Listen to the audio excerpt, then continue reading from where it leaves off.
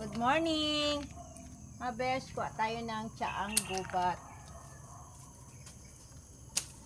Ito yung tsaang gubat mga besh, oh.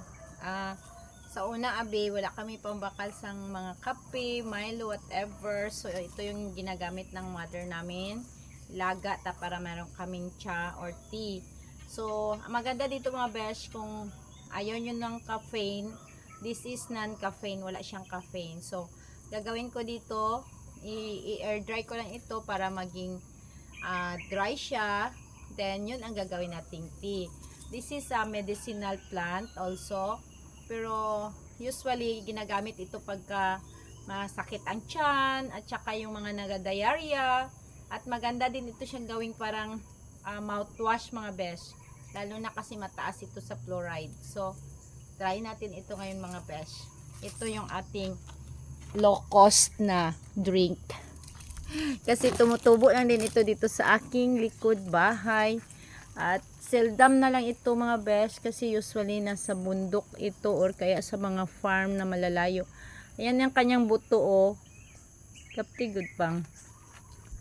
Pagka may mga liso ni siya mga besh, kinapabayaan ko lang ito siya, oh. Pag nahinog itong buto niya, yan, fall down lang yan. Tapos magtubo na po na siya mga besh.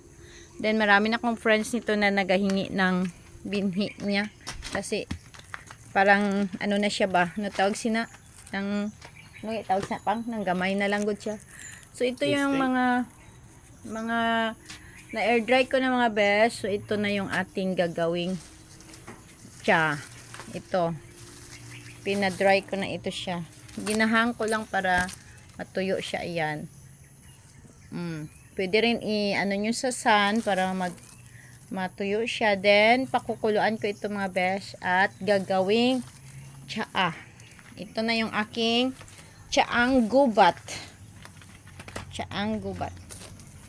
So, ready na tayo mga besh at iinom na tayo ng ating tsaang gubat. Tayo na pang.